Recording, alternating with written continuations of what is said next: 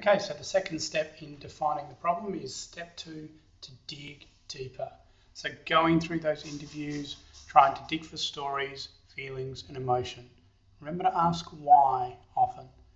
For example, if your user mentioned it's challenging to decide on which gift to purchase, ask them why. Maybe it's because they don't really know about what the other person wants, or maybe it's because they're afraid of what the gift says about them as the giver. This leads us into deeper understandings, and you will have recorded these on your empathy map. But now what we really need to do is capture our findings about the person. And the way we do this is by describing their needs and insights.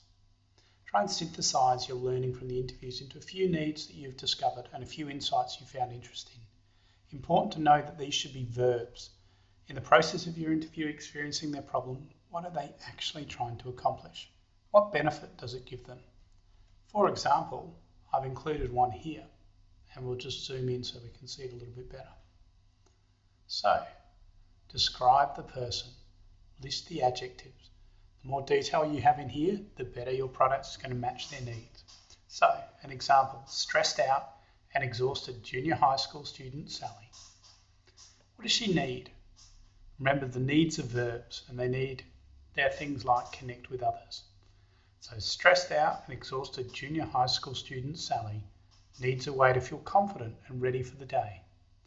And then comes the insight statement.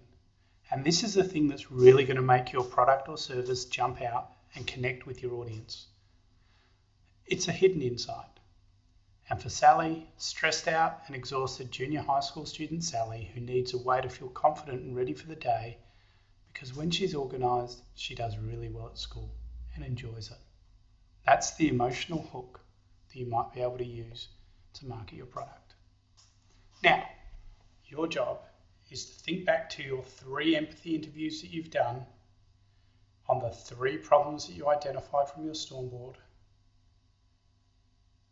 and describe the person that those problems are affecting in the ways that I've done here. Now, these can be pretty tricky. So I've given you a very quick idea of what ones need improvement and what better ones look like. Work together in your teams in order to complete the what is handout. Once you've finished that, pass that on and capture it as an insight statement. Remember, a bad one just states the fact. A good one is based on insights and the feeling around it. Once you've created your insight statement, you are ready to move on to the next stage.